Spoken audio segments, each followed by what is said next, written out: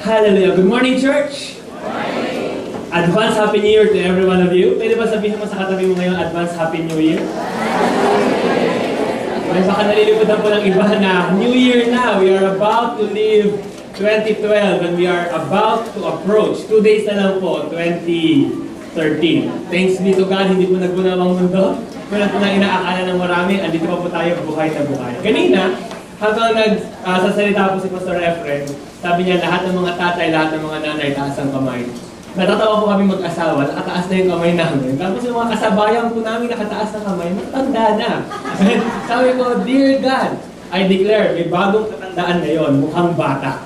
Amen? At sabi po ni Pastor, pagdating mo daw ng langit, age 30 yung age mo, may mga gumaganda po habang tumatanda. May nagsimulang pangit, forgive me for the word, habang tumatanda, gumaganda. We believe na pagbalik niyo po ng 30, it is a renewed you.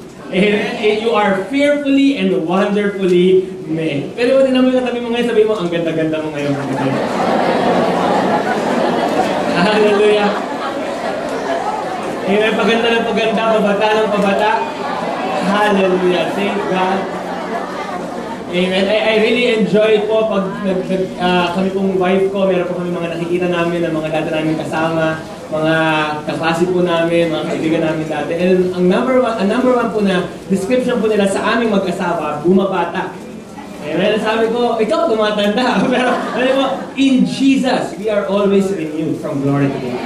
Amen. Kanina po habang nagsasalita po si Ate Cora, regarding po sa New Year, and even po si Pastor Efren, may binibigay po sa akin si Lord na word. Kasi po sabi ko, Lord God, it is such a wonderful privilege yung binigay mo sa akin today to preach on the last Sunday ng year. And sabi ko nga po, nung sinabi sa akin ni Dad na ako daw po yung mag-preach, sabi ko, Dad, ikaw, kasi last year, and alam niyo po yung aking dad, always my father and also my trainer. Alam niyo po yun, minsan po hindi ko na po mapaghiwalay kung kailan niya ako tinitrain, kailan siya tatay ko. But I thank God for him. And sabi ko po, Lord, it's the last Sunday. Ano yung message na gusto mong ibigay ko that we would live yung 2012 and we will approach 2013? At hindi na po habang nagkasalita si Ate Cora, the Lord told me, anak, first I would like you to release these words na pwedeng panghawakan ng aking mga anak in the coming year. 2013. It's found po sa Proverbs 4 verse 18. Proverbs 4:18, sabi po ito is this, but the path of the just is like the shining sun that shines ever brighter unto the perfect day. The word of the Lord for every believer today. First, you are just. Because of what Jesus has done for you, you are just. And the Lord declares, your path is like a shining sun. It means it's so good, it's so wonderful. And the promise of the Lord for you is this. Next year, it's gonna be brighter. Next year, it's gonna be more awesome. Unto the perfect day. Next year, whatever you have received today, the Lord declares double for your trouble. The Lord is declaring unto you every shame na naranasan mo this 2012, 2013, the Lord is going to reverse it. All things is going to come for your good. And the Lord declares it's going to be brighter than the perfect day. Next po is Isaiah 60 that the Lord is releasing po to all of us. Isaiah 60,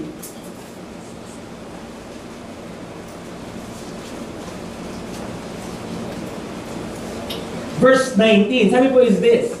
Isaiah 60 verse 19, the sun shall no longer be your light by day, nor for brightness shall the moon give light to you, but the Lord will be to you an everlasting light.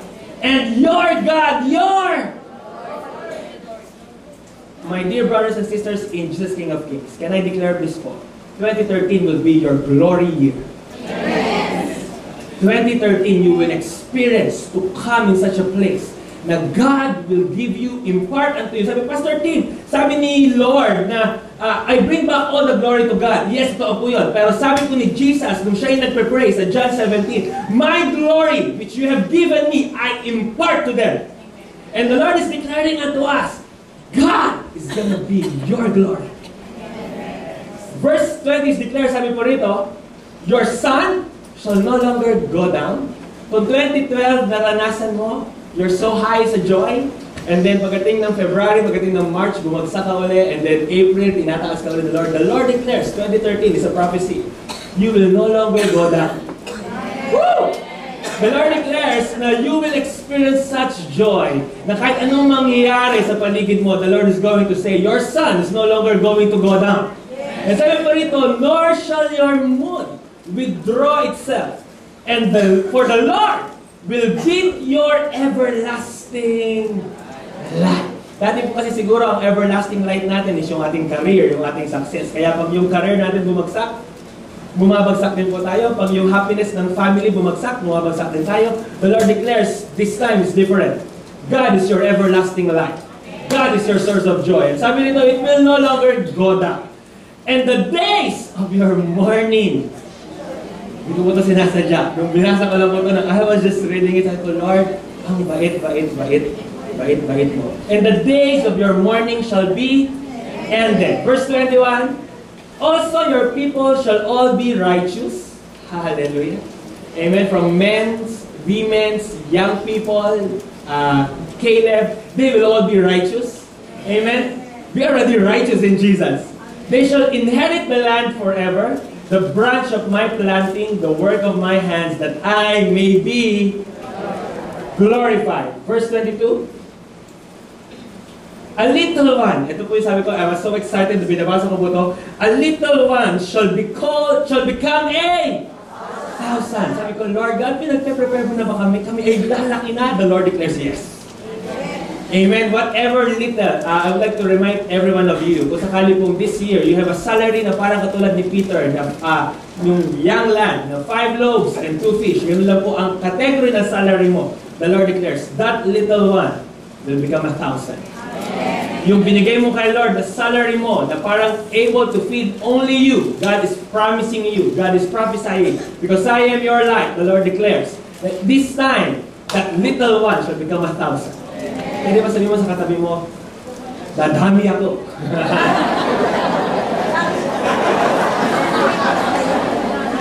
Hallelujah. Yun po, kanina habang binabasa ko po siya, kinikiliti ako ni Lord. I would like to prophesy to everyone po na may sakit. The Lord declares, your manifestation of health, ngayon is a little one. Next year, it's 1,000. The Lord is declaring unto you right now in success, in areas of your money, in your areas of your health, in areas of anything. The Lord declares, the Lord is promising, because I am the one bringing the success.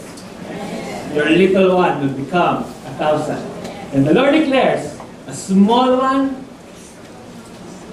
Lord God is just King of Kings, is a small one, but we declare a strong nation. I, the Lord, will hasten it in its time. Kanina po habang nagbabasa ako, the Lord declares, I have a destiny para sa iyo, anak. Pero because I am the one who's going to work, this time, double time yung destiny mo sa buhay mo. This time, whatever it is I have planned for your life before, dapat age 50, mararating mo yan. This time, I declare, I will hasten it in its time. Amen? Can we give the Lord a best love offering in this place today? Yeah! It's going to be a wonderful year, God. Thank you so much. Thank you so much. Come on, can we just give him praise? Give him all the glory. It's going to be a powerful year, 2013, because Jesus is our everlasting life. So we give you praise. Parang nagpapasalamat kami for this day. Pagka sinisimulan mo yung aming Sunday, sinisimulan mo yung aming taon in declaring lots and lots of promises. And look at tulad po nung sinabi mo, pinangahawakan namin na all the promises of God in Jesus are yes and they are amen. Parang nagpapasalamat kami because right now, because of what you have done on the cross, all we can see, all we can ever look forward to is hope. Hope that will never disappoint us. Father God, we bless you, we give you all the glory. In the name of Jesus, and all God's people say amen and amen. Can we give him again the best clap offering this year? Hallelujah! Ito ho ang kainaman ng ako, senior pastor. Amen. Isaiah 60 is the verse and the chapter for 2013 given by the Lord for our church. At kung natatandaan po nyo, a few weeks ago, we mentioned that already. And I'm so thankful that it has also spoken to my son. And we look for a better year, 2013. Yes. Amen? Amen. Sa mga wala pa pong asawa, the Lord promises to you, wala pa rin. Sorry. Thank you God, the Lord declared, paparamihin mo na yung joy that the Lord only knows. We give you praise. Kailangan ko na po ilabas. Pwede po ba, yun na po nung magtayo na po ni Pastor, can you just grab your partner? Can you prophesy to him or her? Can you just declare a new house to you, kapatid, 2030? A new car unto you.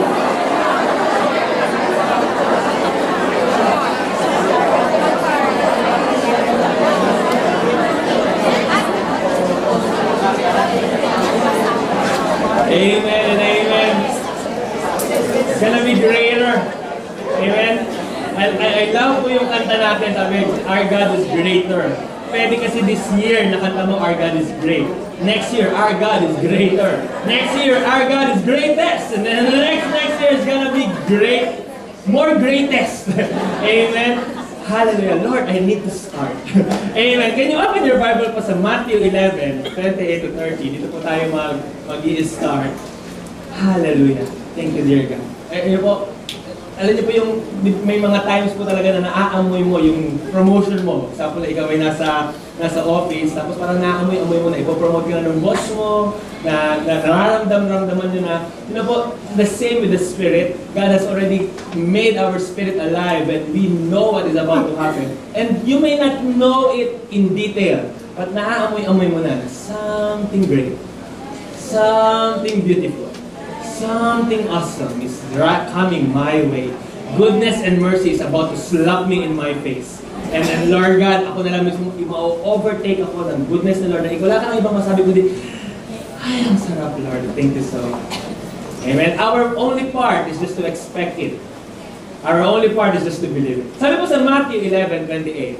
And dito po tayo mag-start regarding po sa ating message for today. Come to me, all you who labor and are heavy laden, and I will give you rest. Verse 30, 39, take my yoke upon you and learn from me. Ito po yung tinuro ko po last Sunday, last time po na ako po yung nagturo, na we need to take the yoke of Jesus. The yoke of Jesus is easy and they are light. Sabi po ito, take my yoke upon you and learn from me, for I am gentle and lowly in heart, and you will find rest for your souls.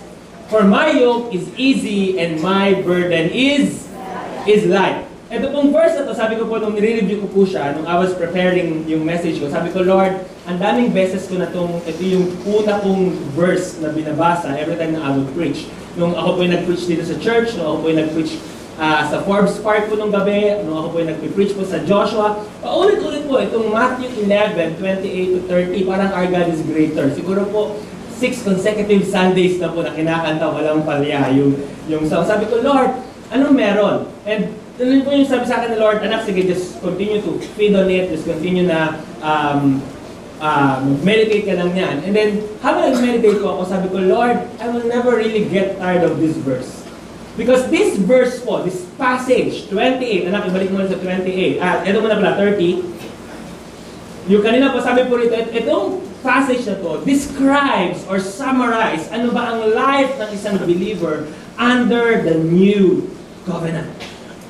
Madami po mga tao, since po na pumasok sa grace, madami mga I experienced po personally in my life sa mga tinuturuan ko po sa young professionals, kasi po hindi na po kami young people, young professionals, na alam niyo ba yung madami mga pinagmamayabang na sinasabi nila na alam ko ang grace, alam ko na ganito, kami grace, kayo hindi, madami kami natututunan. Pero the Lord is declaring, actually it's very simple, the grace, God gave us grace, not para may maipagyabang ka na may bago kang alam. God's grace came, Jesus came to make your life easy and to make it light. More than anything else in this world po, mga kapatid, the Lord has been teaching us grace, not para may ipagyabang tayo na, I know this, I know this, I know this, I am in a different level ngayon. No, I really believe po in my heart, God has ushered grace to make your life easy and to make it light. Nung ako po ay nagpapastor, nagpapastor na po ako ngayon. Nung pumapasok po ako sa pagpapastor, one thing po na naririnig ko, not from my dad, pero lahat po na naririnig ko kasi pumasok po kami sa Asian Theological Seminary. Ang narinig ko po is this, ang pagpapastor ay mahirap. And then pag nagkukwentuhan sila, pag may mga kaibigan po ako na pastor din, na hindi po taga-church ito, pag kami nagkakakwentuhan, ang sinasabi nila, pinakamahirap daw po na job sa mundong ito ay pagpapastor. Kasi ang hawak mo, tao, ang determine, ang ang factor para malaman mo kung ikaw ay successful sa tao. Hindi tulad ng work, kaya mong gawin yan ng automatic, kaya mong gawin yan ng equations, magpo-produce ka. Pero pag pastor, mahirap daw. And you know po, it's been a great verse po sa buhay ko na the Lord declared, because of this, ang pagpapastor daw ay easy and they are light. I don't know sa mga bago pong nanay na nandito ngayon, kung may mga nagsabi, mahirap maging nanay. I still remember po nung ako po nag-decide magpakasal sa aking asawa. Meron po kami nakasabay sa elevator, alam mo yun, darling? Nung ando po kami sa may center point po ba, sa may Quezon City, may nakasabay kami sa elevator na di namin kakilala. Tapos tinanong niya kami, ba't kayo nandito? Sabi namin, nire-rent po namin na venue itong lugar na to. Sabi niya magpapakasal kayo. Ay naku, nagpapasakal ka. Sabi po sa akin, right there and then, pastor lang po ako, butik na po yung kamay ko lumipad sa kanya para sampalin siya. Pero totoo po yun. People think married life is hard. I don't know kung meron po sa inyo rito na nag-advise or even ngayon na ikaw po ay nandito na sa married life mo na it's hard na I am negative, he's positive. Alam mo, it's hard na gusto ko mag-ipon, gusto niyang gumastos. It's hard. But the Lord declares, because of this, married life is easy. Married life is light.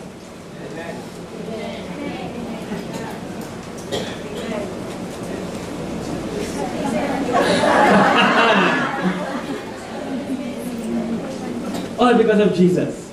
So sabi ko po, the Lord was speaking sa akin nung ako po yung nagpe-prepare. Sabi niya sa akin, ito pong church na to, may isang message kung saan nakilala po tayo, yung why Jesus came.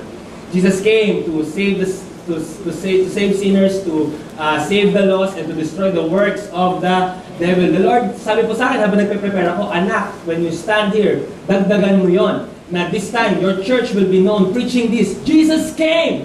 Yes, to save you from your sin. To save and to destroy the works of the demon in your life. And next, to make life easy and light for you.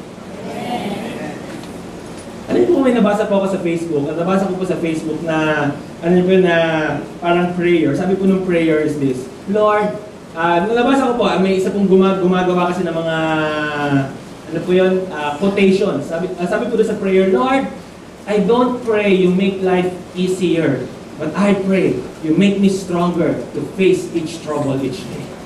Alam mo yun, it sounds spiritual, yes. But the plan of God is this, to make your life easier. If it is already easy, easier. If it is already easier, easy yes. Alam ko nagugulat today. Amen. Can I prophesy right now? You are not called as Job.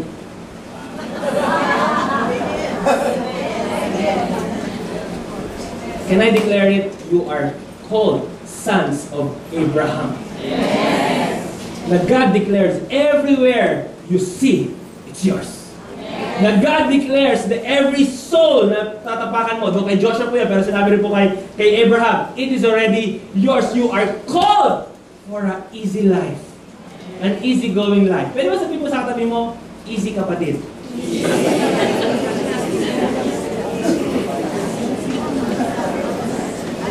It's an easy life. And yun po, alam niyo po yung, hindi naman po kami nagmamayabang na kami pong mga Joshua. Pero meron po kasi kami mga kasama na, alam niyo po, pag nakakausap po namin, ang sasabihin nila, ang hirap ng buhay. Mga kasama na po namin, mga kasing edad po namin ni Lira, kasing edad po ni Ten. Sasabihin po nila, ang hirap ng buhay. Alam niyo po yun, hindi naman po right there and then na pinagmamalaki namin. Pero deep in our hearts, we have this sense po ng gratefulness. Lord, honestly, our life is so easy. My life is so easy. Kahit po ng isang gabi lang po, umuulan, andun po yung mga young people po, tumakbo ko at ang sinigaw ko, ang mga sinampay ko mababasa! Yung, kahit po ganun yung nangyari sa akin at tumatakbo po ako ng minsan, tinawanan po ako ng mga alaga ko, andun po sila lahat, sumigaw po ako, hi! Tapos nagulat po sila lahat, ano yun, Kuya? Umuulan, mababasa yung mga sinampay ko! So, tumakbo po ako, yun po, even kahit it's an easy life. It's an easy life. It's an easy life. Amen. Dati po, washing machine na manual. Ngayon, automatic na. Amen. It's an easy life. Amen. Pero, I would like to declare po, dito po tayo mag-focus. What's left for us? If God has made it easy and God has made it light, what is left of us? The Lord declares this. That what's left is, sa verse 28, come to me. Come to me. And sumunod po, rest.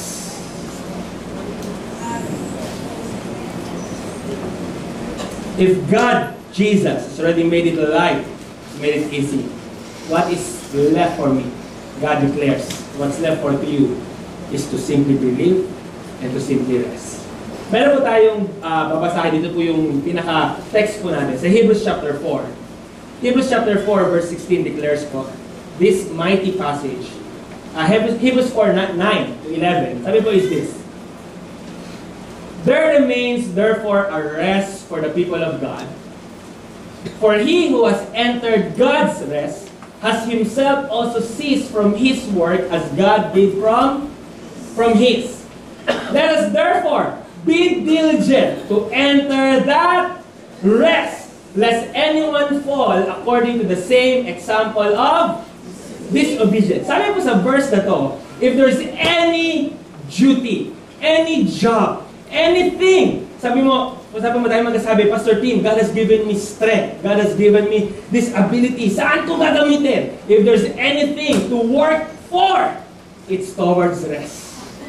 Other version po actually, pag binasa niyo po ang Hebrews 4:11, sa King James Version, it says this one, let us labor, therefore, to enter into that rest. Wala na po kayong makikita na verse na contradictory sa isa't isa. Sabi po dito, magpakasipag ka pumasok sa kapahingahan. In other words, may isa pa po, labor, the Tagalog po ng labor, trabahuhin. Kung meron ka ng tatrabahuhin sa buhay mo, ima-master. Pagpahinga. Let us therefore labor. I would like to declare po if there's any other command left for the believers today. Because every law, every command has been fulfilled by Jesus on your behalf. If there's any command left, is this: enter my rest.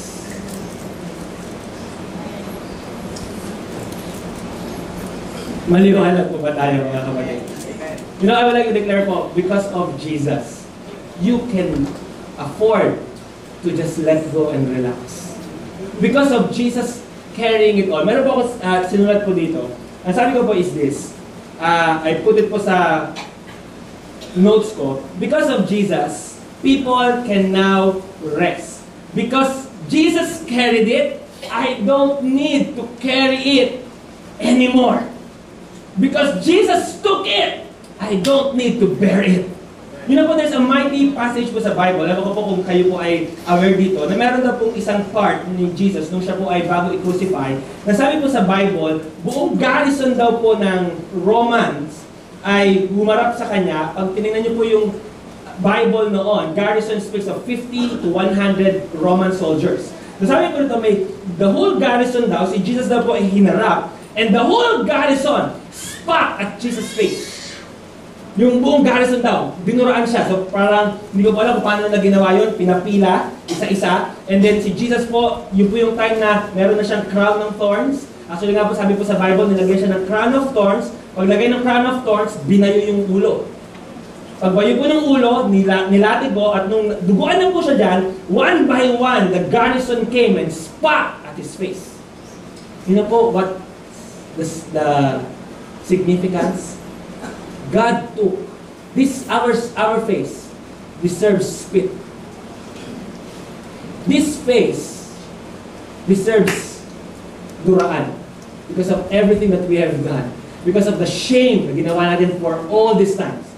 Jesus took it so that you will not take it anymore. Jesus already took every shame supposed to be na matanggap mo. And Jesus said, I want you to relax, enjoy, rest. I took the spit so that today you can take my glory. And I would like to say it for right now, every shameful act now we have committed and deserve spit, Jesus took it from 100 legionnaires so that today you can be head high and you declare, Lord, you're God, my God, you are my glory. Amen. Jesus took it so that you won't take it anymore. Jesus carried it so that you will not carry it anymore. Jesus already worked so that you may rest. Maliwanag po ba tayo? Amen. And nung nag-aaral po ako, sabi ko, Lord God, yeah, sige po. Kaya nga po actually, meron po ako i-release po mamaya sa young people namin. Gusto ko po i-release sa sa Jesus King of Kings po today. I was asking God, Lord, but every year, meron kang mga themes sa amin. Meron kaming time dati nung parang ox na nag-labor, meron kaming time na fruitful na ganito. And I was asking God, sabi ko, Lord, year 2013, what is gonna be? The Lord declares, 2013 would be your year of rest. 2013 would be your year wherein mararanasan mo na you rest and God will gonna give the increase. Maliwanag po ba tayo? Pwede ba sabi mo, ano, rest ang 2013 mo, kapatid? Hallelujah. And I was asking God, and I was saying, Lord, rest, yes. Pero Lord God, medyo vague yung rest. And the Lord declares to, sinabi po niya sa akin, madami, may two kinds of rest na gusto po ni Lord ngayon na i-bring out ko. Actually po, sabi po dito, katulad po sa binasa po natin sa Hebrews 4:11, let us labor to enter the rest. Sabi nga po niya, kung meron ka man daw tututukan, if there's any message, any preaching, anything to know na i-labor mo, it's where you will rest, how you will rest, saan ka magre-rest. Yes, Jesus died on the cross on your behalf. For what reason? To rest, yes. For what purpose? Saan area ako magre-rest? And the Lord declares, this number one area ng rest, I want you to experience, starting today until the year 2013, is this rest. It's found sa Colossians. Ephesians chapter 1, 5 to 6. So we're studying about rest. Right now the Lord wants us to focus on rest. God said, because Jesus has already worked on your behalf, it's our time to rest. Tingin po kayo sa akin mga kapatid. Alam niyo po na right now, even as I am teaching sa inyo, I am resting. So please huwag niyo pong iisipin when you say rest, wala ka nang ginagawa. Because when you speak rest, it means hindi ka na nag-labor, hindi ka nag-produce. It's just natural for you. So right now, I am laboring, yet resting. Maliwanag po ba? So sabi mo ito, this is the kind of rest, the area of rest God wants us to experience. Sabi po sa Ephesians 1 verse 5, having predestined us to adoption as sons by Jesus Christ to Himself, according to the good pleasure of His will, to the praise of the glory of His grace, by which He made us, ano daw po? Accepted in the Beloved. The very first area God wants us to rest is in our trying to please the Lord. God is saying right now po, hihimay-himayin po natin. Sabi po ito sa verse 5. Having predestined us, ano daw po? To adoption as sons by Jesus Christ to Himself. Ano daw po? According to the good pleasure of His will. According to this verse, the Lord declares, yung ikaw na naging born again, hindi kahit kailanman pinagsisihan ni Lord. Because sabi niya rito, this word, the mere fact na ikaw ay iniisip niya na maboborn again, brings good pleasure sa kanya. Marami po nag-iisip ng mga Kristiyano, ngayon po na medyo matanda ka na, 10 years ka ng Kristiyano, may mga nangyari na sa buhay mo, may mga nangyari ng pangit sa buhay mo, naranasan po ng madami sa buhay Kristiyano nila, na born again sila, honeymoon stage daw kay Lord, tapos after mag-born again, bumalik ulit sa dati na nangyayari sa kanila, tapos medyo bumawi, pero bumalik ulit, and then nagtatanong, Lord, hindi ka ba nagkamali na ako ay predestined mo na maging mong anak? And then, habang nagtatanong ka na gano'n, meron ka mga kapatid, meron ka mga kaibigan na nakita mo mas worthy sa'yo, na mas okay. And then you're thinking, Lord, ano na ba ang saysay ko sa buhay? Ano ba ang saysay ko ngayon sa harap mo? The Lord declares right now is this. The mere fact na ginagawa ko pa lang yung mundo at inisip ko na ikaw yung magiging born again gives good pleasure to me.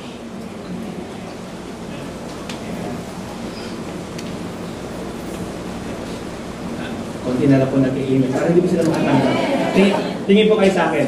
Alam niyo po ba na ang ating life ngayon, sa New Covenant, is just to receive? It's the simplest, yet the hardest thing to do. Mahirap po tanggapin ngayon after all our experiences. Lord, tunay nga ba? Na right now, every time, parang ganito po kasi I was explaining sa isang kong kasama, alam po natin lahat, sino po naniniwala tayo mahal ni Lord? Amen? Ito may paniniwala natin. Mahal tayo ni Lord because of Jesus. Right? So ito po si Jesus. Ito ka. Pagdating kay Jesus, I love you with all my heart. Pagdating sa'yo, I love you. Pagdating kay Jesus, I'm so pleased. Pagdating sa'yo, I love you. Amen? Yung po tingin na madami. Pero right now, meron pong illustration na binigay po sa akin, and hindi ko na po ito malilimutan. And sabi ko nga po, Lord God, I am always amazed how we are loved by God. Sabi daw po, ang babae, ang mga babae, pag may nakitang magandang dress, malalaman mo kung ano ang mas mahal sa kanya. Kung mas mahal niya yung pera o mas mahal niya yung dress. Pag mas mahal niya yung pera, bye-bye sa dress. Pag mas mahal niya yung dress, bye-bye sa pera. Namiss kita, Iman. Thank you, Iman. Anyway, tingin mo kayo sa akin. Totoo po yun. Tama po ba? Especially po sa mga tatay. Especially po sa tatay ko. Pag mas mahal yung anak, bye-bye sa pera. Pag mas mahal yung pera, bye-bye anak. Totoo po yun. Pero tingin mo kayo sa akin. Dear God, God look at you. God look at Jesus. Sinong binitawan ni Lord?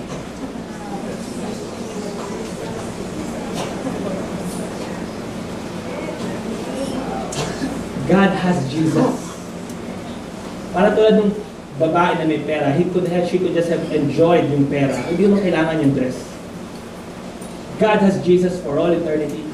Enjoy the fellowship of Jesus. And God looked at you. God said, Jesus, you have to go for Him.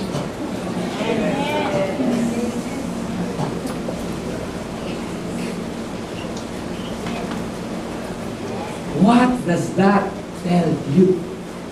Every time God thinks about you, good pleasure.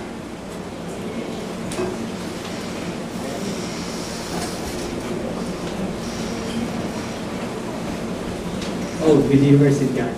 Pwede mo ba kami lift up our heads? Hallelujah. Can you declare this? I receive it, Lord. I bring good pleasure to you. In Jesus' name. Amen. Hallelujah. That was right now, but the Lord is saying right now, God, sabi po rito, you have been predestined to us to adoptions as sons by Jesus Christ to Himself, according to the good pleasure of His will. And it's gonna get amazing. Next verse po sabi ito is this: to the praise of the glory of His grace. Do you know na you, being the Son of God, gives praise and glory to God's grace? I would like to declare and take this opportunity every time you fall, and then kung ikaw bumagsak, you cried out to God, and when you cried out to God, you say, Lord, help me, and God came rushing into you, saving you spectacularly, amazingly, miraculously, and then pwede siguro you are hearing lots of judgments, ibang mga tao sabihin, ba't niligtas ni Lord yan? Mas may mga karapat dapat iligtas. Bakit, bakit siya pa yung umasenso, hindi ako? Bakit yung naglolo ko, siya pa yung umasenso? The Lord is declaring unto you right now, you being a son, every time you fall and you are saved by the Lord, hindi po nangyayari? That God's grace is glorified. Every time you are blessed apart from your mistake, people say, God is indeed good. Every time you are healed, at hindi ka naman faithful. Every time you receive blessing, and you know in your heart of hearts na hindi ka okay, you know what happens? The word of the Lord is this, to the praise and glory of His grace. People will only declare this thing. It's not because of Him. It's because of God's grace. Amen.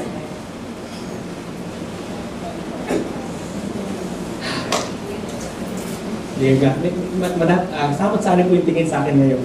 Amen? And tinatanggap ko po lahat. Amen? Pwede po ba sabihin mo sa tabi mo, kailangan mo itong lulukin, kapatid?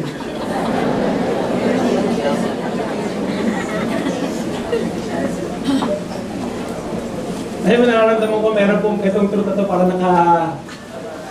nakabara. Kasi for the longest time, this is how we think. God is against me. Because I have done something wrong. Or that my life is not perfect. I cannot ask for the favor of God. So, ay nakabara. And for the longest time, you are thinking this. Alam niyo po, people who labor and does not depend on the favor of God, the reason why they labor is this. Wala akong aasahan kay Lord kasi tinalikuran ko siya. Wala akong aasahan kay Lord kasi I have not lived the life I'm supposed to live. I did not bring glory to His name. This Bible declares the mere fact you are you, irregardless of what you have done, even before you have been born, even before you have done something right or something wrong. God declared unto you the praise and glory of my grace. God has declared unto you right now, He gives good pleasure to me.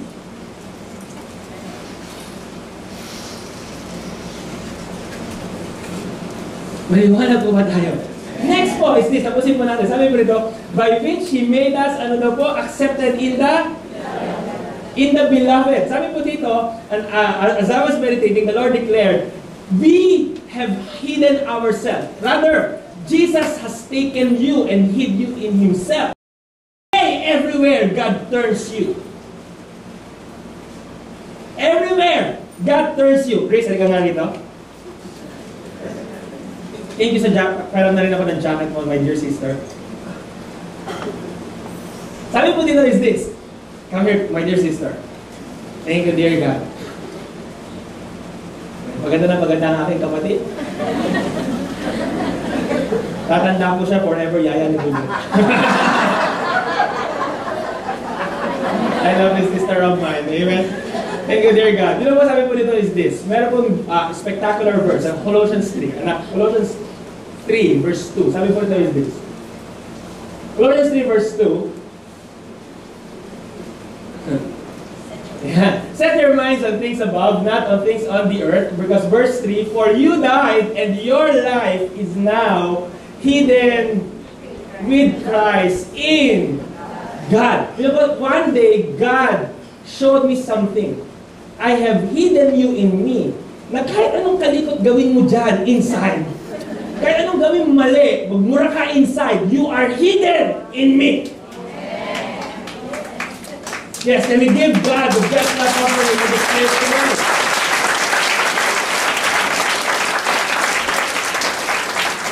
You are hopelessly righteous before the Lord. Now, whatever you do inside, everywhere God turns you,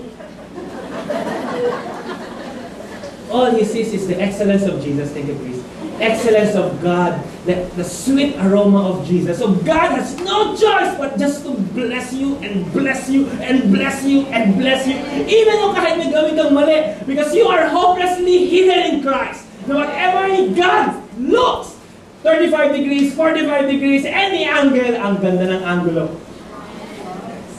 Because this Son, you know, it's not because of us. Because Jesus' work on the cross is so amazing. It's so perfect. Na, tingin po kayo sa akin mga kapatid, God's work on the cross, Jesus' work on the cross is so perfect na no imperfection you have can ever mar that perfection. It's so perfect na yung sin mo na very small will swallow up. God's love swallows it up. And it's parang nag-drop ka ng drop of blood sa lake na hindi mo na makita yung drop of blood because how wonderful the lake is.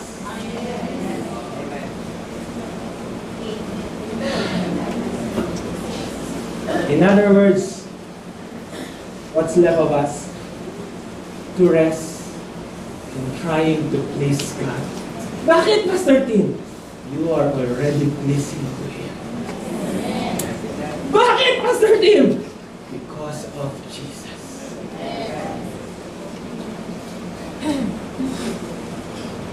Sige po, luno.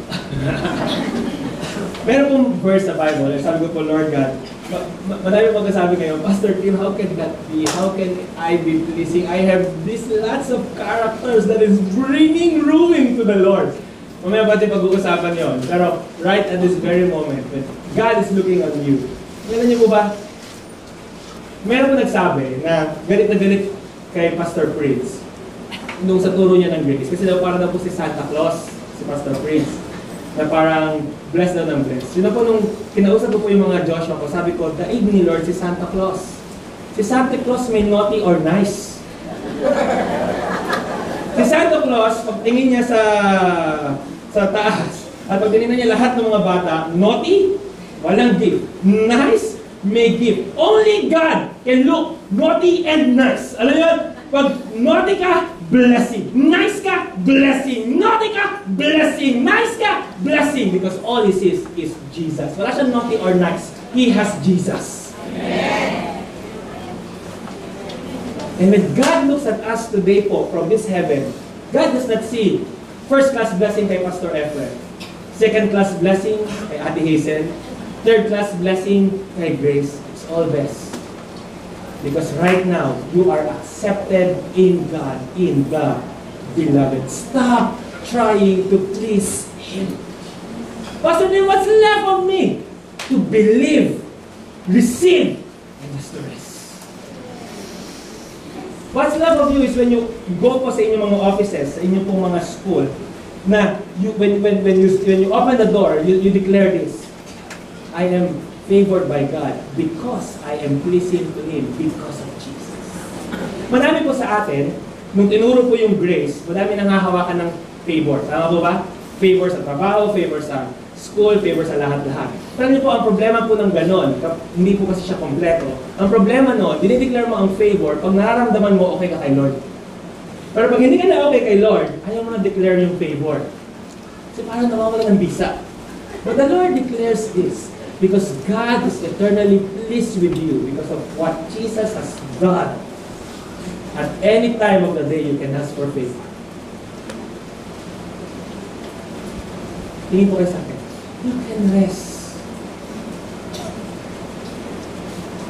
Maliwanag po ba tayo?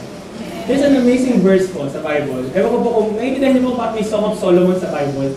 Remember yung, ako po nung nagbabasa ako ng Bible, hindi po, parang naiintindihan ko ba't nandun yung Genesis, naiintindihan ko ba't nandun yung Matthew, naiintindihan ko ba't yung Romans, parang yung Song of Solomon, parang sabit.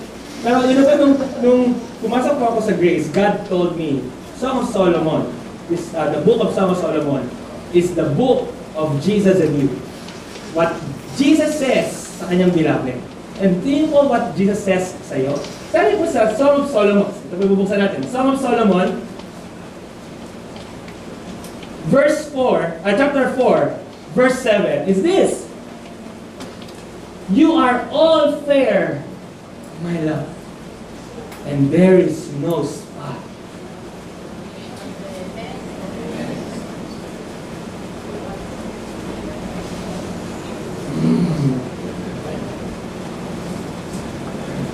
Lord, mahaba-baba ko. No spot in you.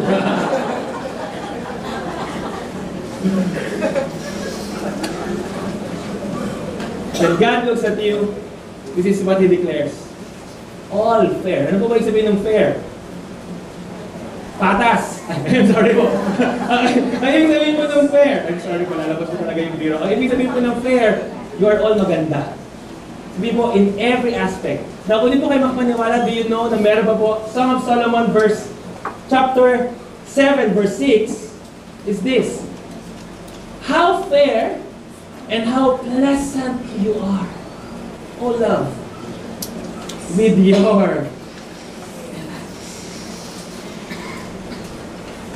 do you know when God looks at you, He just sniffs you. Ano po yung, I was sharing po doon sa isa ko pong alaga na currently po pinabible study ko. Si Butbut po kasi ngayon natututo na po magsulat, natututo na po siya magbasa.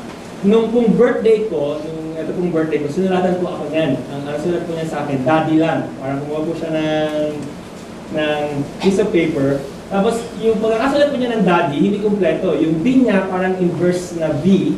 Tapos yung A niya po parang simpleng bilog lang. Tapos dalawang slash. Tapos sabi ko sa kanya, anak, what's this? Daddy, I love you. So, alam mo yun, it was imperfect by world's standard. But in my eyes, it's the most wonderful letter that could ever be. So perfect for me yung imperfection. Na even though it was imperfect, ruined, not great, it brought delight to me. The mere fact, sabi ko nga po, daladala ko po siya ngayon, meron po akong pouch bag, nakatago po, pwede na po i-laminate ko yung letter na yon. It was done with an imperfect hand. But because of my heart towards her, everything she does, you are all fair, my love. There is no spot in you. God has loved you with an everlasting love. Whatever you do, God sees it.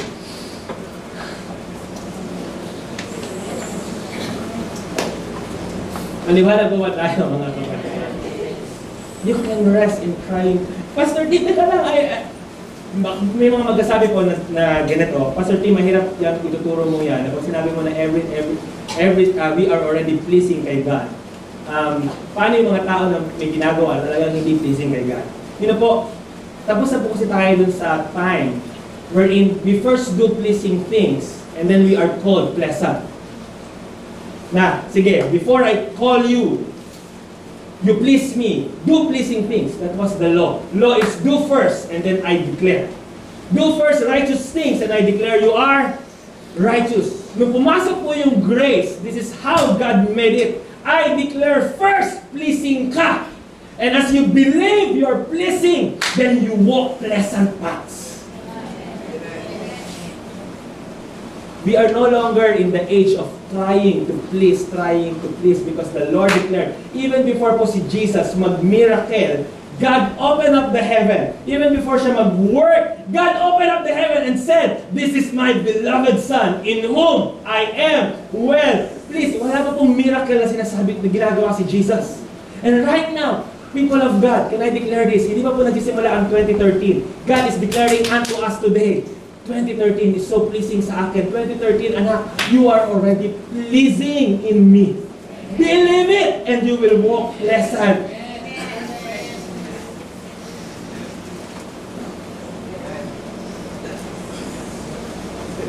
Stop trying to be pleasing. Start believing I am pleasing because of Jesus.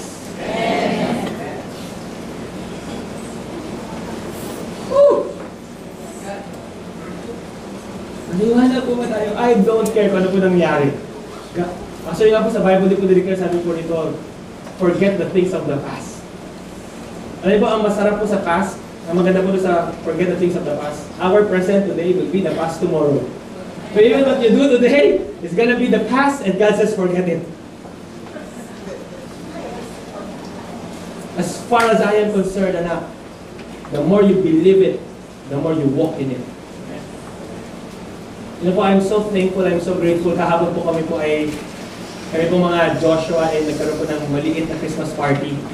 Yung po Christmas party po ginawa po namin sa Buffet 101. Pinatahin po ng marami, it cost us a lot. And karamihan po ng Joshua, sinagot po namin ng mga leaders. And I was asking God, nagkukwentuhan po kaming mag-asawa. Sabi ko, Lord, wala pa akong ibang tinuro sa mga leaders ko. Hindi ko sila tinuturuan magbigay. Hindi ko sila tinuturuan na give this and then it will come back to you, good measure, press down. Nagkulang ka. Hindi ko po tinuro many things. One thing po na they would testify na tinuturo po namin every Friday night is this. You are righteous in God's eyes. One thing na tinuturo po namin is this. Already done. You are pleasing in God's eyes. And you know po, we raised up 50,000 pesos just for our Christmas party. And it was one night, tapos I still remember po si Ten late, kasi po galing po na sa office. I really love po si Ten kasi po kahit po how swamp yung, I love you. Kahit how swamp po yung work, he still comes running sa office, from his office, pupunta po sa meeting namin, and then after po ng meeting namin, sometimes he comes back pa kasi may natapos, may naiwan pa po siya.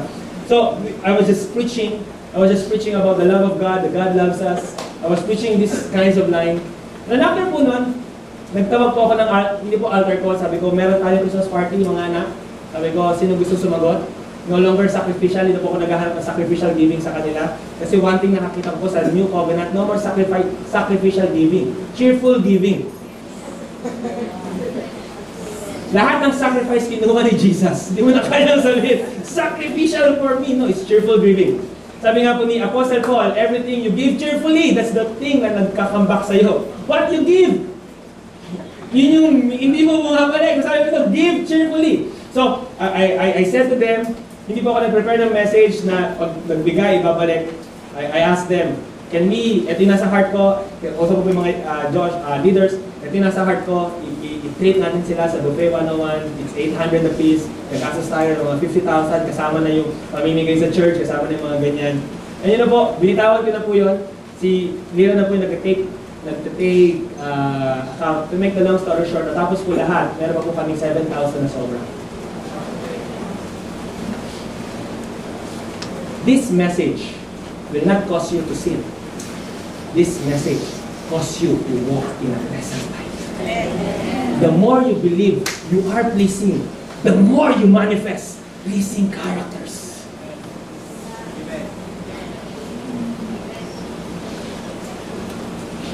Maliwanag po ba tayo?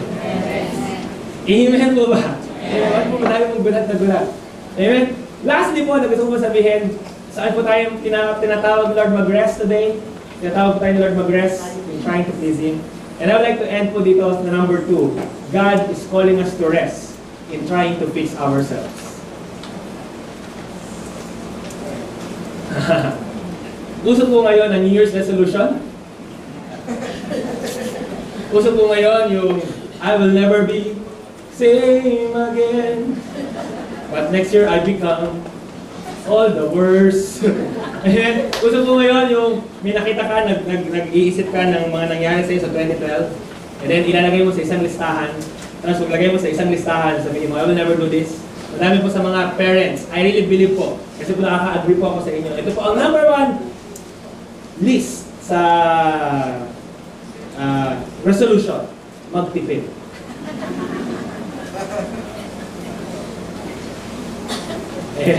Budget.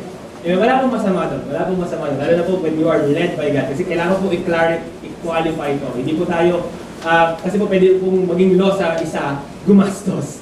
Amen? Though, kahit po sa Bible sabi gumastos, when the peace of God is leading you mag-ipon, better ipon.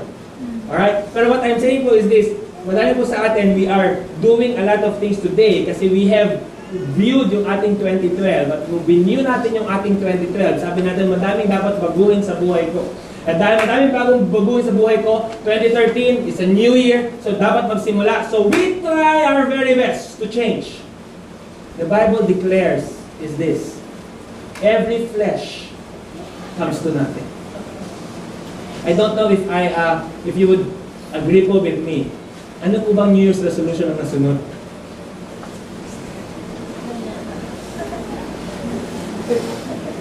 If not, lalo pa pong lumalala.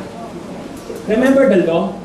Yung law po is this, sabi ko sa Bible, thou shall not lust, thou shall not lust, thou shall not lust.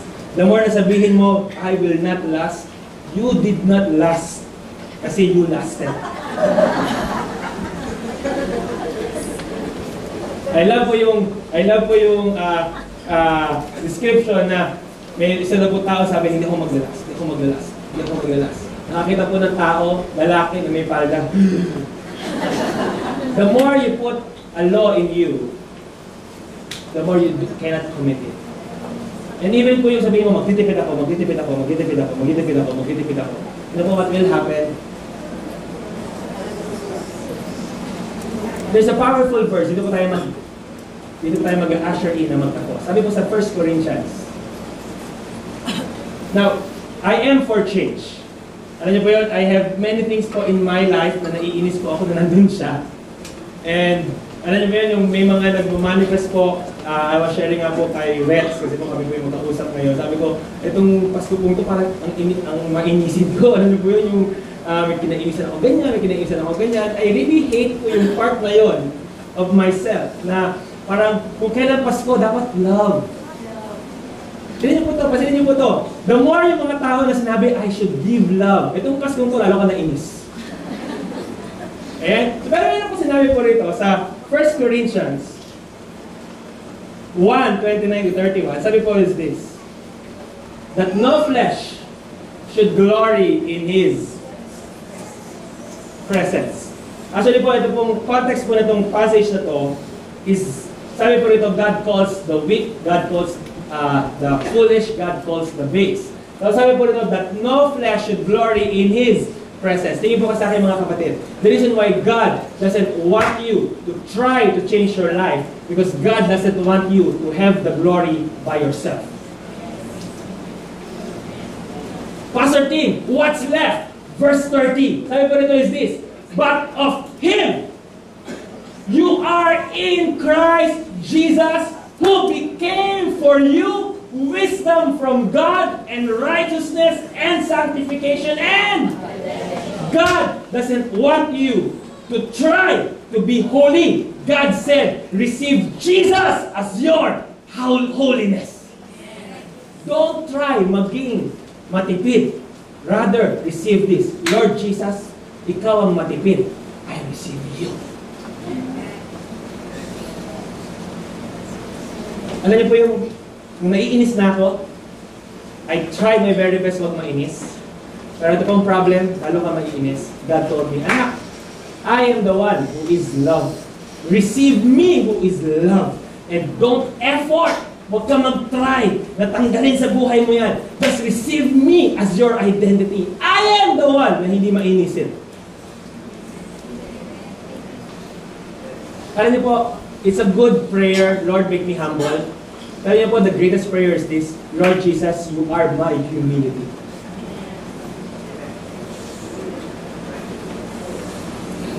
Maliwanag po ba tayo?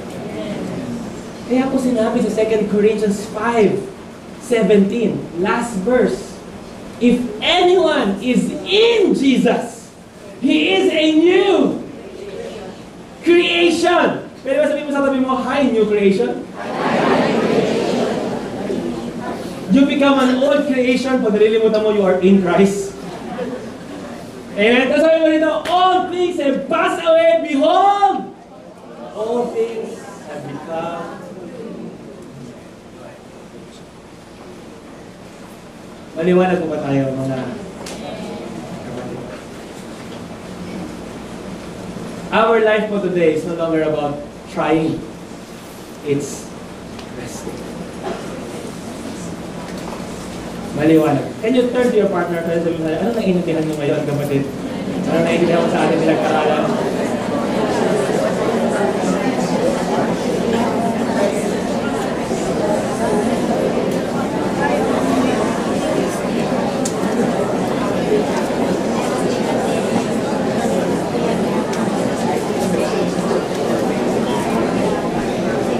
Hallelujah.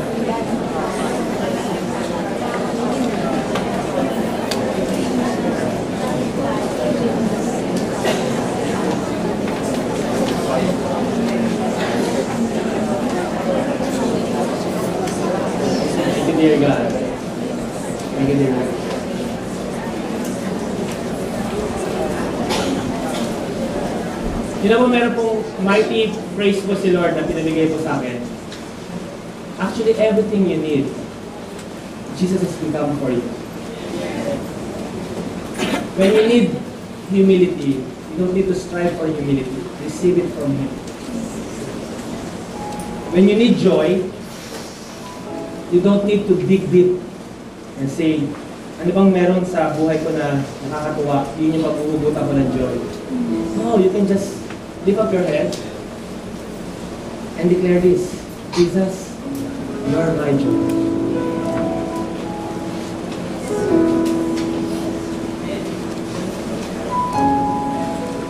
Kung parang feeling mo ikaw ay dry na dry, you don't need to wet yourself and try your very best. Maging masaya, maging okay. Ano po, ang problem po sa mga gano'n, lalo ka napapagod. Kaya nga sabi ni Jesus, come to me all you who labor. Kasi pagod na pagod ka, alam mo yung pagod na pagod ka kung kailan mo, alam mo yun, I know, naranasan po ito ng madami na, especially sa mga parents, na kung kailan ang dami problema sa bahay, sa kakasusundan ng anak mo, lalapit sa iyo, problema. Parang gusto mo sabihin sa kanila, break, stop muna. Pwede bang bigyan niyo ako ng time for me, na makarecover muna ako bago niyo ako unan. Ganun ang mga tao eh, we always have our limits. But God is unlimited. Every time you feel like the rivers is no longer flowing, you can just simply lift your head and say, Jesus, you are my abundant river. Hallelujah. Every time you don't feel love sa anak mo, don't force it. Don't try. Alam mo, lalo ka lang madi-disappoint. Receive. Brothers and sisters, let me say this. Receive. Can we declare it? Receive. Can we declare it again?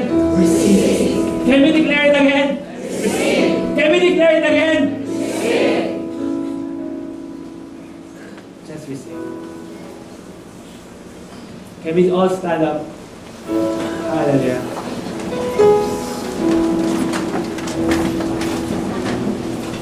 Next year, year 2013 would be our year of rest. Can we all lift up our hands today? Our lifting up of our hands right now will symbolize two things. One, that Lord, we surrender from working. Working to change many things sa buhay namin. That's real surrender. Surrender in bringing success, bringing food to the table. And right now, as we lift up our hands, we simply receive. We rest, knowing that the Lord is going to provide for us. Lord God, right now, you see every hand that is lifted up. Father God, when you died on the cross, you died not just to save us from sin. You died to bring us a light and an easy life. Today, as we lift up our hands, we will not work for our success. We receive you, our success. Right now, Lord, every trouble that is facing us today, Lord God, hindi na kami ang humaharap. I have been crucified with Christ. It is no longer I who live, but Christ lives. Right now, Lord, ang haharap sa mga problemang yan is you. And right now, Lord, we will just rest, we will receive. Lord God, to everyone na nangangailangan ng joy, we just receive your joy. To everyone, Lord God, na nangangailangan ng strength, we just receive your strength. To everyone na nangangailangan ng healing, we simply receive. We bless you, God. We give you all the glory. Can we sing this powerful song, You Are My Strength? And you are my strength when I am